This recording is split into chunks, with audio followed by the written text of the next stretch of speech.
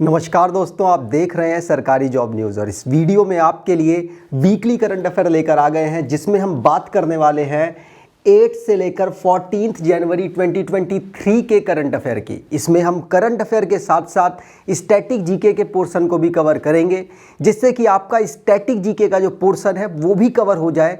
अगर आपको ये वीडियो अच्छी लगे, वीडियो इन्फॉर्मेटिव लगे, तो आपसे अनुरोध करूंगा वीडियो को लाइक कर दीजिएगा, चैनल को सब्सक्राइब कर लीजिएगा अगर पहली बार चैनल पर आए हैं तो।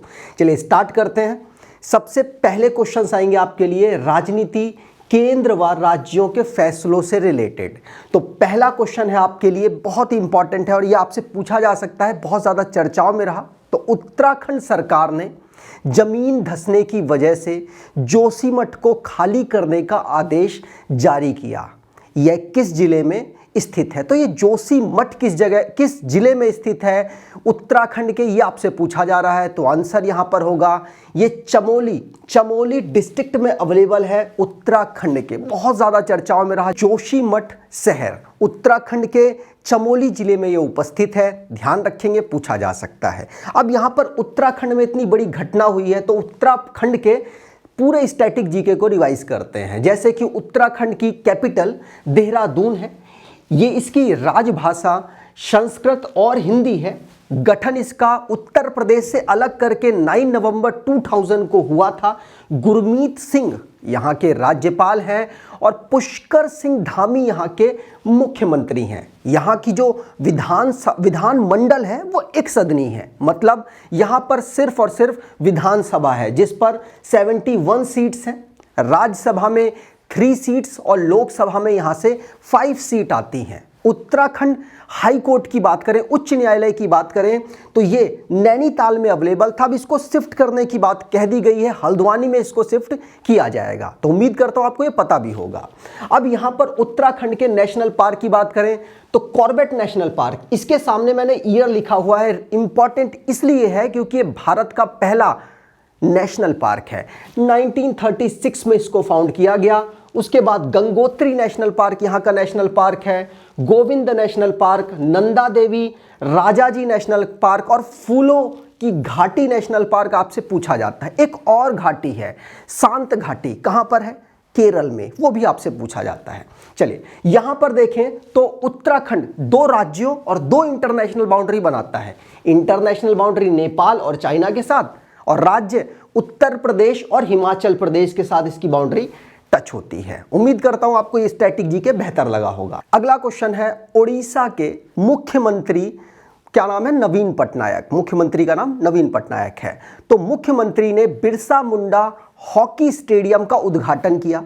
यह स्टेडियम किस जिले पे स्थित है? तो ये सबसे बड़े हॉकी स्टेडियम में से एक है और ये सुंदरगढ़ जिले में अवेलेबल है। उड़ीसा के सुंदरगढ़ जिले में इसकी उपस्थिति है। 5 जनवरी 2023 को उड़ीसा के मुख्यमंत्री नवीन पटनायक जी के द्वारा इसका इनॉग्रेशन किया गया।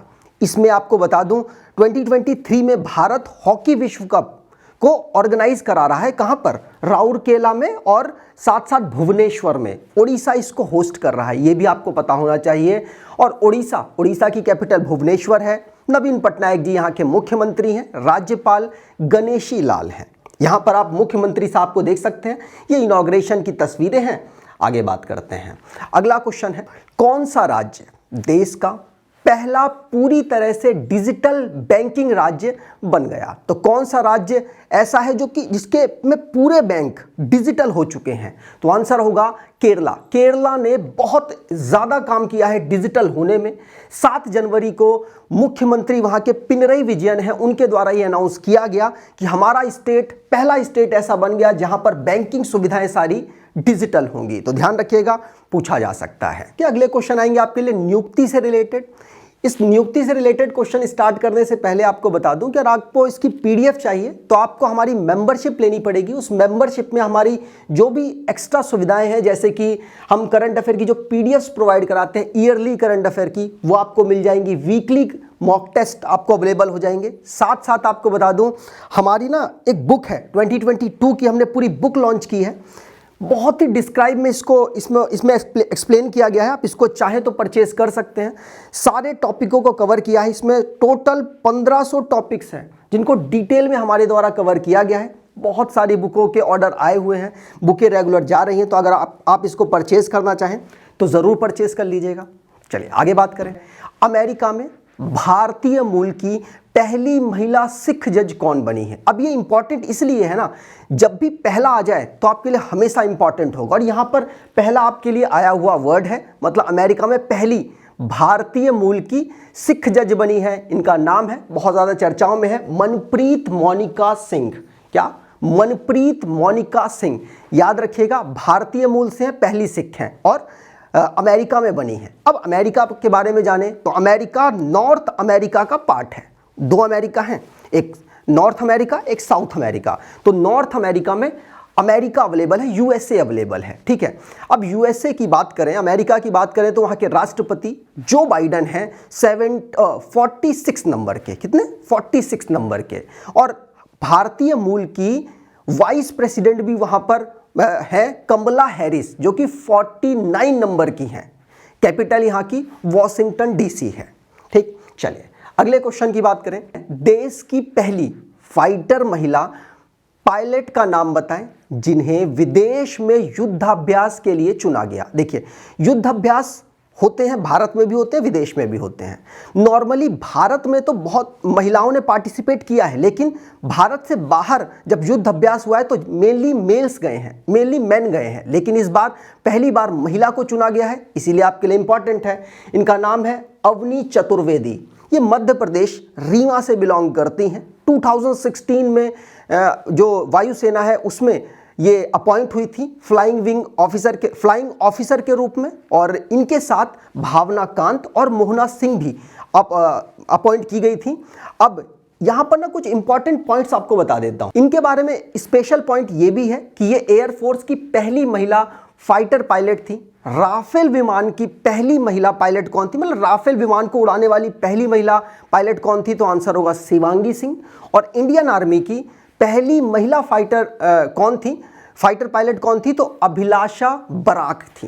तीनों पॉइंट याद रखिएगा, इंपॉर्टेंट है, और इनका नाम जरूर याद रखिएगा, पूछी जा सकती हैं। अब ये किस युद्धाभ्यास में पार्टिसिपेट करने गई हैं, तो आंसर होगा ये जापान में, भारत जापान के साथ पहली एक्सरसाइज कर रहा है वीर गार्जियन के नाम से, तो उसमें ये पार्टिसिपेट करेंगी। ठीक है, ध्यान रखिए जापान में ही इसको ऑर्गेनाइज कराया जाएगा। चीन की जो प्रभुत्व बढ़ रहा है उसकी वजह से उसको ऑर्गेनाइज कराया जा रहा है। ठीक, अगला क्वेश्चन है हिमाचल प्रदेश की विधानसभा के नए अध्यक्ष कौन चुने गए। तो हिमाचल प्रदेश जिसमें अभी रिसेंटली में चुनाव हुआ, वहां पर स्पीकर अध्यक्ष के रूप में किसे चुना गया, आंसर होगा कुलदीप सिंह पठानिया को वहां पर अध्यक्ष के रूप में चुना गया। ध्यान रखिएगा कांग्रेस की सरकार है वहां पर, और ये कांग्रेस के विधायक हैं। 5 जनवरी को इनका अपॉइंटमेंट, मतलब इनको चुना गया है, ध्यान रखेंगे। अब हिमाचल प्रदेश की बात हुई है तो हिमाचल प्रदेश के बारे में स्टैटिक जी के जान लेते हैं। जैसे हिमाचल प्रदेश का गठन हुआ था स्टेट के रूप में 1971 में, राजधानी इसकी शिमला, और ये उन राज्यों में से एक है जिनकी 2 राजधानियां हैं, तो इसकी भी दूसरी राजधानी धर्मशाला है। राज्यपाल यहाँ के राजेंद्र विश्वनाथ अर्लेकर हैं। मुख्यमंत्री अभी रिसेंटली में बने हैं सुखविंदर सिंह सुक्खू। विधानमंडल एक सदनी है जहां की विधानसभा में 68 सीट, राज्यसभा की यहां से 3 सीट्स और लोकसभा की 4 सीट यहां से आती हैं। हिमाचल प्रदेश का जो हाई कोर्ट है उसको हिमाचल प्रदेश उच्च न्यायालय के नाम से जाना जाता है, जो कि इसकी कैपिटल शिमला में अवेलेबल है, ध्यान रखिएगा। अगले क्वेश्चन की बात करें तो अगले क्वेश्चन है आपके लिए आर्थिक से रिलेटेड। तो आर्थिक में पहला क्वेश्चन ही मोस्ट इंपॉर्टेंट है और आपको पता होना चाहिए।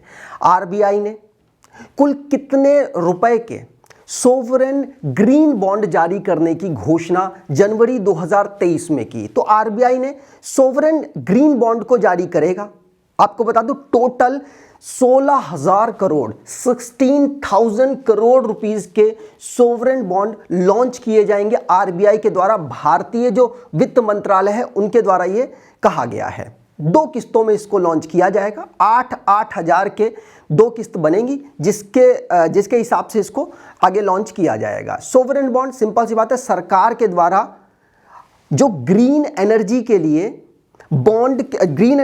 फंड इकट्ठा किया जाता है उसको कहते हैं सोवरेन ग्रीन बॉन्ड। उम्मीद करता हूं आपको ये क्लियर होगा।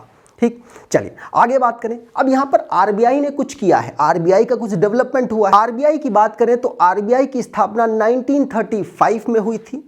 गवर्नर इस समय पर शक्तिकांत दास हैं जो कि 25वें नंबर के हैं।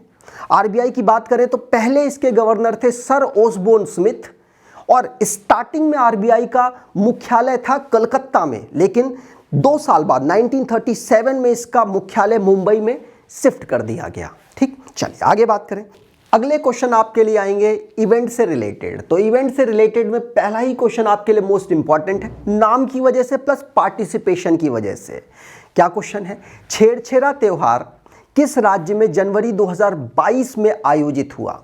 यहां पर छेरछेरा त्योहार आयोजित किया गया है छत्तीसगढ़ में। इंपॉर्टेंट इसलिए हो गया क्योंकि छत्तीसगढ़ के जो चीफ मिनिस्टर हैं भूपेश बघेल जी, उनके द्वारा इसमें पार्टिसिपेट किया गया। ये जो त्योहार है ये पौष के मंथ में पूर्णिमा की रात को मनाया जाता है। इसमें होता क्या है, नॉर्मली दान दिया जाता है और दान को लिया जाता है। दान देने से जो अंदर की मतलब अपने आप को उच्च मानने वाली चीज़ है उसको वो थोड़ी सी आती है, और दान लेने से थोड़ा सा लगता है कि हम किसी के नीचे हैं, हमसे भी ऊपर ही बहुत सारे लोग हैं। तो ये मान्यता है, और छत्तीसगढ़ के जो चीफ मिनिस्टर हैं उनके द्वारा भी इसमें पार्टिसिपेट किया गया। छत्तीसगढ़ की बात करें तो वहाँ की कैपिटल है रायपुर। छत्तीसगढ़ के राज्यपाल अनुसुईया उइके हैं, और मुख्यमंत्री मैंने आपको बता दिया, ये आप देख सकते हैं, भूपेश बघेल हैं।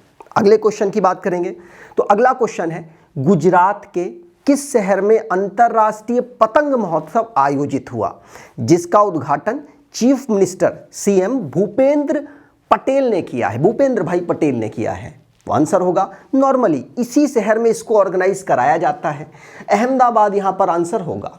इस बार अहमदाबाद के अलावा दूसरी सिटीज में भी इसको ऑर्गेनाइज कराया जाएगा। ध्यान रखेंगे बहुत बड़े बड़े स्टार्स यहां पर आते हैं, क्योंकि रीज़न ये है बहुत बड़ा त्यौहार के रूप में गुजरात का है ये। अहमदाबाद की बात करें तो अहमदाबाद में 8 जनवरी को इसका इनॉग्रेशन हुआ, 14 जनवरी तक ये चलने वाला है। अब इसकी जो थीम रखी गई है मोस्ट इंपॉर्टेंट है। क्यों इंपॉर्टेंट है? क्योंकि इसकी theme one earth one family one future रखी गई है। अब इंपॉर्टेंट क्यों है? क्योंकि यही थीम G20 की भी है। G20 इस साल भारत में ऑर्गेनाइज हो रहा है, भारत इसकी प्रेसिडेंसी कर रहा है, आपको मालूम होना चाहिए। और इस जो अंतर्राष्ट्रीय पतंग महोत्सव है इसमें 68 देशों के और बहुत सारे अलग अलग राज्यों के पतंगबाजों ने पार्टिसिपेट किया। पहली बार ऐसा हुआ कि इतने सारे पतंगबाज एक साथ पतंगबाजी कर रहे थे, जिसकी वजह से इनको गिनीज वर्ल्ड रिकॉर्ड में नाम दर्ज हुआ, और इसका सर्टिफिकेशन भूपेंद्र भाई पटेल जी को मिला है। ठीक, ध्यान रखेंगे। और 15 बैठकें गुजरात में भी ऑर्गेनाइज होंगी G20 की। अगला क्वेश्चन है खेलो इंडिया यूथ गेम 2022। आपको पता है खेलो इंडिया यूथ गेम के माध्यम से जो यूथ है उनको प्रमोट किया जाता है खेलों में भारत को रिप्रेजेंट करने के लिए। तो खेलो इंडिया यूथ गेम्स 2022 का शुभंकर क्या है? देखिए, शुभंकर किसने लॉन्च किया है? तो आंसर होगा जिस राज्य में हो रहा है उसके चीफ मिनिस्टर ने। कहाँ हो रहा है? तो आपको पता होना चाहिए मध्य प्रदेश में हो रहा है। और शुभंकर का नाम क्या है? तो आशा और मोगली दोनों हैं शुभंकर। तो यहाँ पर डी ऑप्शन बिल्कुल सही होगा। यहाँ पर आप देख सकते हैं मुख्यमंत्री साहब के द्वारा इसको लॉन्च किया गया। मुख्यमंत्री शिवराज सिंह चौहान, मध्य प्रदेश में इसको ऑर्गेनाइज कराया जाएगा। 30 जनवरी से स्टार्ट होगा और 11 फरवरी तक 2023 में ऑर्गेनाइज होने वाला है। वैसे ये 2022 का है, लेकिन कोरोना वायरस की वजह से पिछड़ गया है। ठीक, यहाँ पर बात की जाए तो मसाल को भी लॉन्च किया गया है। चीफ मिनिस्टर के द्वारा मसाल को भी लॉन्च किया गया, जिसका नाम है अमरकंटक। ध्यान रखिएगा। अब ये जो मसाल है इसमें महाकालेश्वर मंदिर और दौड़ता हुआ चीता रिप्रेजेंट किया गया, साथ साथ इसमें कमल भी है। इसकी थीम सॉन्ग की बात करें तो थीम सॉन्ग भी लॉन्च किया गया, और एक संगीतकार है जिनका नाम है शांतनु मुखर्जी, उनके द्वारा गाया गया। ठीक, चलिए आगे बात करें। तो अगला क्वेश्चन है 17वां प्रवासी भारतीय दिवस सम्मेलन किस शहर में 8 से 10 जनवरी 2023 को आयोजित हुआ? आपको पता होना चाहिए प्रवासी भारतीय दिवस हम ऑब्जर्व करते हैं 9 जनवरी को, इसीलिए कन्वेंशन मतलब जो उसका एक सम्मेलन है उसको आयोजित किया गया हमने 8 से 10 जनवरी को। कब और कहाँ ऑर्गेनाइज हुआ? तो मध्य प्रदेश में ऑर्गेनाइज कराया गया। मध्य प्रदेश के इंदौर शहर में इसको आयोजित किया गया। ध्यान रखिएगा, यहाँ पर अलग अलग जो देशों के हमारे प्रवासी हैं उनको सम्मान देने के लिए इसको ऑर्गेनाइज कराया जाता है, जिसमें आपको पता होना चाहिए कि इस बार हमने 27 लोगों को, कितने 27 लोगों को सम्मान दिया है कि हमारा नाम आपने दुनिया और देश में रोशन किया है, तो इसीलिए आपको हम सम्मानित करते हैं। और 10 जनवरी को हमारी राष्ट्रपति जी जो कि द्रौपदी मुर्मू हैं उनके द्वारा ये सम्मान इनको दिया गया। ठीक, यहां पर बात की जाए इसके थीम की, तो इसकी थीम है प्रवासी अमृत काल में भारत की प्रगति के लिए विश्वसनीय भागीदार। ध्यान रखिएगा, थीम भी आपसे पूछी जा सकती है। अगला क्वेश्चन है, भारतीय रेलवे का सबसे लंबा ऑटोमेटिक सिग्नल सेक्शन किस रूट में बना? तो ऑटोमेटिक सिग्नल सेक्शन से बेनिफिट होगा वो मैं आपको बताता हूं, लेकिन ये गाजियाबाद से लेकर पंडित दीनदयाल उपाध्याय स्टेशन तक बना है। ये दोनों जो स्टेशन है ये उत्तर प्रदेश में अवेलेबल हैं।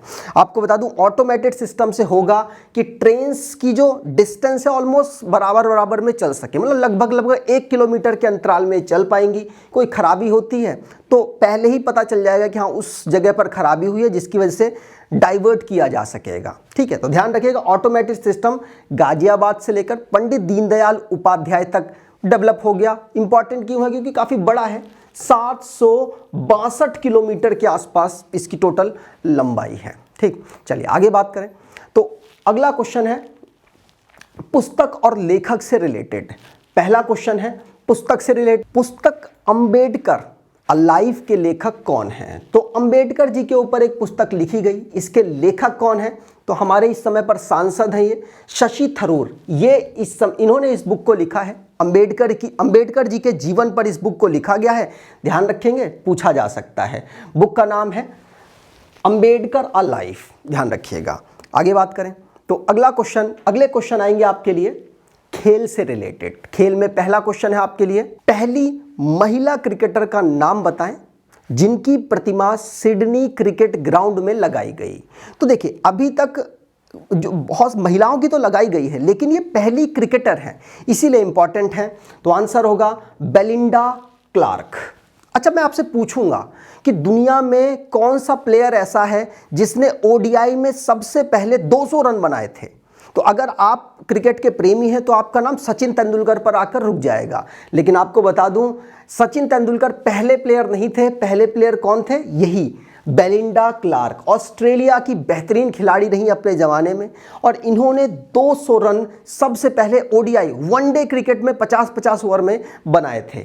और फिर मेन की बात करें तो मेंस में 2010 में सचिन तेंदुलकर ने बनाए थे।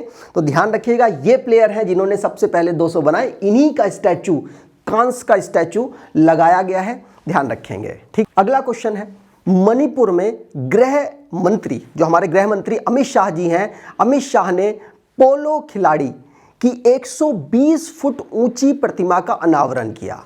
यह प्रतिमा किस जिले में स्थापित की गई? तो देखिए ये मणिपुर में इनॉग्रेशन करने का रीजन ये है क्योंकि पोलो वहीं से ओरिजिन हुआ है, वहीं से स्टार्ट हुआ है। ठीक है, याद रखिएगा। और ये जो लगाया गया है वो वहाँ की कैपिटल इम्फाल में लगाया गया है। आपको पता होना चाहिए मणिपुर की कैपिटल क्या है? इम्फाल। वहीं पर इसको इनॉग्रेट किया, मतलब इसका अनावरण किया गया। और यहाँ पर आप देख सकते हैं खिलाड़ी है जो कि घोड़े पर बैठा हुआ है और पोलो स्टिक को लिए हुए, जिससे पोलो खेलते हैं उस स्टिक को लिए हुए है। और ये 120 फीट है, ध्यान रखिएगा।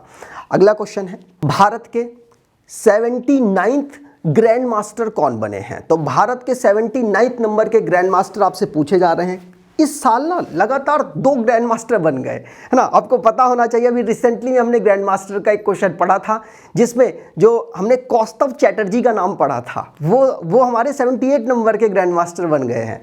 और इस बार दोबारा से इसी ईयर में एम प्रणेश भारत के ग्रैंड मास्टर बन गए। इनकी बात करें तो ये तमिलनाडु से बिलोंग करते हैं, आप इनकी तस्वीर देख सकते हैं, तमिलनाडु से बिलोंग करते हैं। और 78 नंबर के जो हमारे ग्रैंड मास्टर बने थे ये पश्चिम बंगाल, वेस्ट बंगाल से बिलोंग करते हैं। तो यहाँ पर हमने 2022 और 2023 के जो ग्रैंड मास्टर्स बने हैं उनकी पूरी लिस्ट लगा रखी है, आप देख सकते हैं। लेकिन आपके लिए 2 इंपॉर्टेंट हैं, एम प्रणेश जो कि तमिलनाडु से बिलोंग करते हैं और कौस्तव चैटर्जी जो पश्चिम बंगाल से बिलोंग करते हैं। 78 नंबर के कौस्तव चैटर्जी हैं और एम प्रणेश 79th नंबर के हैं। अगले क्वेश्चन की बात करेंगे तो अगले क्वेश्चन आएंगे आपके लिए अवार्ड से रिलेटेड। अवार्ड से रिलेटेड में पहला क्वेश्चन है वर्ष 2023 के लिए असम के सर्वोच्च नागरिक सम्मान असम वैभव पुरस्कार के लिए किसे चुना गया। तो असम वैभव पुरस्कार असम का सबसे हाईएस्ट अवार्ड है। जिस प्रकार से पद्मश्री, पद्म विभूषण और पद्म भूषण, मैं सीक्वेंस सही से बताता हूँ, पद्म विभूषण, पद्म भूषण और पद्मश्री ये 3 होते हैं, उसी प्रकार से असम में भी अवार्ड शुरू किए गए असम वैभव के नाम से। असम वैभव सबसे हाईएस्ट है। पहले इसका आंसर बताता हूँ। आंसर होगा तपन सैंकिया। तपन सैंकिया को यह अवार्ड मिला है। ध्यान रखिएगा, ये असम का हाईएस्ट अवार्ड है असम वैभव, जिससे इनको सम्मानित किया गया। आपको बता दूं ये ना मुंबई के डॉक्टर हैं। कैंसर के रोग के लिए इन्होंने नॉर्थ ईस्ट की तरफ काफ़ी अहम रोल अदा किया है, जिसकी वजह से इनको ये अवार्ड दिया गया असम सरकार के द्वारा, जो आगे चल के इनका पूरे जीवन भर इनको मुफ्त में इलाज दिया जाएगा, इलाज का पैसा दिया जाएगा असम सरकार के द्वारा। असम की बात करें तो असम ने 3 पुरस्कार स्टार्ट किए। एक असम वैभव पहले सर्वोच्च है, और असम सौरभ दूसरे नंबर पर है, और फिर असम गौरव वो तीसरे नंबर पर है। असम वैभव तो इनको मिला तपन सैंकिया को, लेकिन असम सौरभ की बात करें तो वो 5 लोगों को मिला है। असम गौरव की बात करें तो 5 लोग आप यहां पर देख सकते हैं। और असम अगर गौरव की बात करें जो 3rd हाईएस्ट अवार्ड है असम का, वो कितने 15 लोगों, टोटल 21 लोगों को यह अवार्ड दिया गया असम सरकार के द्वारा। जो असम के चीफ मिनिस्टर है हेमंता बिश्वा शर्मा, उनके द्वारा इस अवार्ड को अनाउंस किया गया है। ठीक, चलिए आगे बात करें तो अगला क्वेश्चन, किस भारतीय सॉन्ग के लिए संगीतकार एम कीरावनी को गोल्डन ग्लोब अवार्ड 2023 मिला है। तो गोल्डन ग्लोब अवार्ड किस भारतीय संगीत का मतलब कंपोजर को मिला है, जिन्होंने पूरा सॉन्ग को कंपोज किया है। तो आंसर होगा, उन्होंने ही रिसीव किया है, वैसे तो पूरी टीम ही इसमें डेडिकेट की जाती है। आंसर होगा नाटू नाटू। सुना होगा आपने, RRR का एक गाना है जिसमें काफ़ी जोशीली तरीके से डांस किया गया, और ये हैं एम कीरावनी साहब, जिनको ये गोल्डन ग्लोब अवार्ड मिला, कंपोजर हैं। और यहाँ पर आप देख सकते हैं दोनों एक्टर, ये हैं जूनियर NTR और ये चरण करके इनका नाम है, ध्यान रखिएगा। इन दोनों ने इसमें परफॉर्म किया था, और RR राजमौली साहब के द्वारा इस फिल्म को डायरेक्ट किया गया। ठीक, और गोल्डन ग्लोब में पहली बार ऐसा हुआ है कि भारतीय गाना यहाँ पर एक कोई अवार्ड जीत कर आया है। तो ध्यान रखिएगा, इनका नाम रामचरण है। ठीक है, क्या रामचरण। ठीक, चलिए आगे बात करें। अगले क्वेश्चन आएंगे आपके लिए इंडेक्स और सूचकांक से रिलेटेड। तो इंडेक्स और सूचकांक में पहला क्वेश्चन है, वर्ष 2022 में जापान को पीछे छोड़कर भारत दुनिया के ऑटोमोबाइल मार्केट में किस स्थान पर पहुंचा है। तो ऑटोमोबाइल मार्केट की रैंकिंग जारी हुई, जिसमें भारत ने इस बार बढ़िया परफॉर्मेंस किया और जापान को पीछे छोड़कर तीसरे स्थान पर पहुंच गया। इससे ऊपर, भारत से ऊपर चाइना और USA है, उसके बाद भारत आ गया और उसके बाद जापान पहुंच गया। तो निक्केई एशिया रिपोर्ट जारी हुई, जिसमें भारत का परफॉर्मेंस बहुत बढ़िया रहा और भारत ने जापान को, जो हमारा ऑटोमोबाइल सेक्टर है, उसमें पीछे छोड़ दिया। यहाँ पर संख्याएं आप देख सकते हैं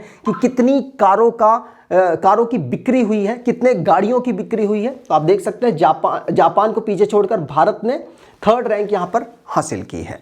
आगे बात करें तो अगले क्वेश्चन आपके लिए आएंगे योजनाओं से रिलेटेड। योजनाओं से रिलेटेड में पहला क्वेश्चन है, भारत से कालाजार को खत्म करने के लिए भारत सरकार का किस वर्ष तक का लक्ष्य है। तो भारत से कालाजार एक बीमारी है जिसको खत्म करने के लिए भारत का टारगेट 2023 तक का है। और आपको बता दूं मेनली 4 राज्य ऐसे हैं जहां पर यह बीमारी सबसे ज़्यादा पाई जाती है, जिसमें से बिहार और उत्तर प्रदेश तो होंगे ही होंगे, और झारखंड और पश्चिम बंगाल को आप यहां पर इंक्लूड कर दीजिए। इन 4 राज्यों में ही इसके पेशेंट ज़्यादातर मिलते हैं और इन 4 राज्यों की समीक्षा की गई है।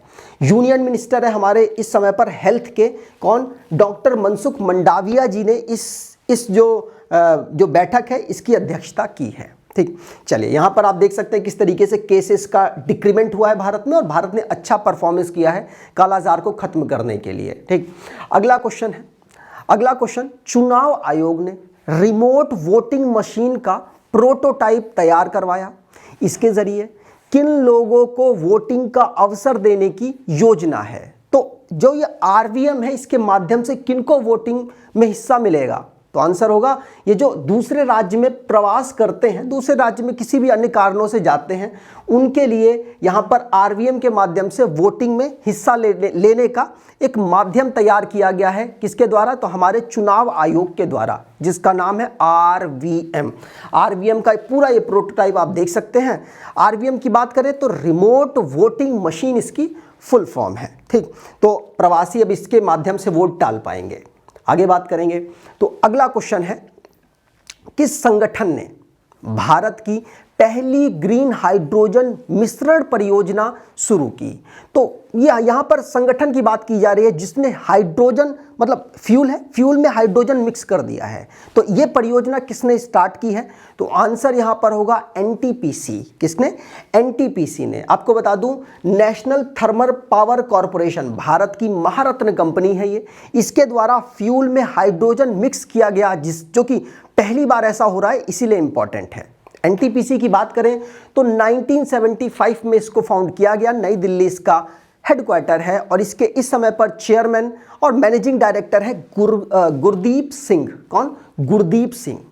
अगले क्वेश्चन आएंगे आपके लिए दिवस से रिलेटेड। तो दिवस से रिलेटेड में पहला क्वेश्चन है, विश्व युद्ध अनाथ दिवस कब मनाया गया? तो वर्ल्ड वॉर ऑर्फन डे हम कब ऑब्जर्व करते हैं? तो आंसर होगा वर्ल्ड ऑर्फन डे हम 6 जनवरी को ऑब्जर्व करते हैं। कब? 6 जनवरी को। ये उन बच्चों पर नजर डालने के लिए है जिन बच्चों के माता पिता किसी विद्रोह के कारण तो नहीं रहे, या तो पिता एक जना नहीं रहा, उन पर उनकी जो जीवन काल है उनको देखने के लिए, उनको प्रमोट करने के लिए इसको हम ऑब्जर्व करते हैं।